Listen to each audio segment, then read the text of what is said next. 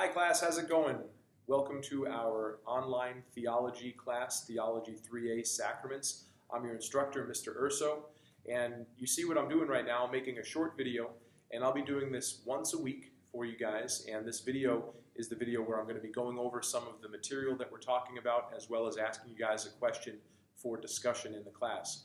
Now, you'll respond to this discussion question, which I'm going to ask at the end of this video, by typing in a response to the post in our Google Classroom and then responding to the post of some of our classmates as well. Now, there is more specific instructions on that you'll be able to find within the Module 1 assignments, specifically how to respond to the posts and what's required and so on. So I'm not going to go into too much detail about that, but rather, like I said, I'd like to go over some of the material and talk with you a little bit about it and then ask a question, and we'll get the conversation rolling. So this first week we're talking about liturgy, right?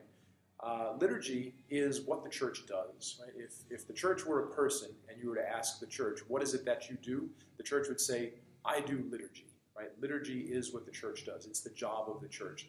Liturgy is the process, if you will, by which the sacraments are then made manifest to us. And the sacraments, in the way that the church understands, are these things that we identify as literally transmitting to us, bringing to us God's very life, which is grace, right?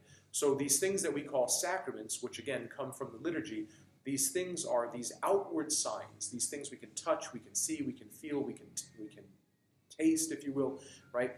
And these things, they bring us God's grace. They bring us into God's very life, right? So for example, in baptism, we use outward things that we can see, water and oil and so on. And by using those things, we believe that we're born into Christ's life, like we're literally brought into Christ's life through the waters of baptism.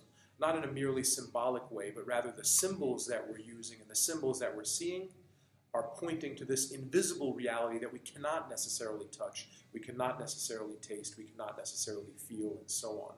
Right? So it's this whole notion of an outward sign that brings us an inward grace. And that's really what a sacrament is. And so we divide sacraments in the church into three major categories, right? You guys have seen this already by reading the text, I'm sure.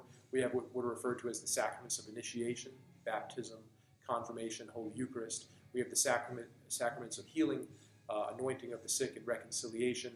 And then we have what are referred to as the sacraments at the service of communion.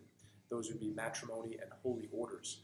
And each one of our weeks we'll be kind of dissecting and taking apart a different set of those sacraments, looking at them, understanding them, specifically seeing how these outward signs are bringing us into God's life in a particular way that works within that sacrament. But I don't want to get too far ahead of myself here. What I want to do is really focus on this very simple idea of something that we can see, touch, taste, and feel that signifies something that we cannot see, touch, taste, and feel. Father Himes, in our other video that you'll be watching this week, talks a little bit about this notion of the sacramental principle. Right? That's something he refers to, the sacramental principle. And one of the really interesting ideas that he has here is that literally, although the church identifies 7 specific sacraments, our universe is literally filled with sacraments as well. Things that we can see, touch, taste, and feel that signify things that we cannot see, touch, taste, and feel. So kind of going off of Father Himes' theme right there, I wanted to bring this up with you guys, for example, right?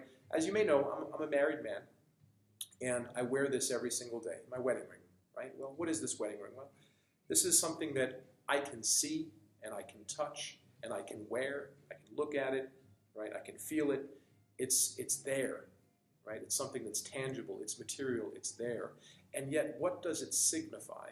Well, it signifies the love that exists between my wife and myself.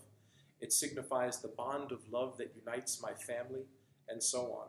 Is this ring that love in the very specific sense? Well, no, right? I could lose this ring, it can fall down a gutter or something. I don't want that to happen, obviously, but this ring is not my marriage, right? This ring is not the love that holds my wife and I together, but rather it's a symbol of that love. It's something that means something a little bit deeper, right? So on that, I want you to think about this, and here's the discussion question for this week. What is something in your life that you can see, touch, taste, and or feel that signifies something that you cannot see, touch, taste, and or feel? Reply back to that discussion question with a post in our Google Classroom, and also you'll be replying back to some of the posts of your friends as well. I'll be sharing some thoughts and some ideas as you guys share your information with the class, and I look forward to our great discussion. Have a wonderful week, and as always, email me with any questions you may have. Bye.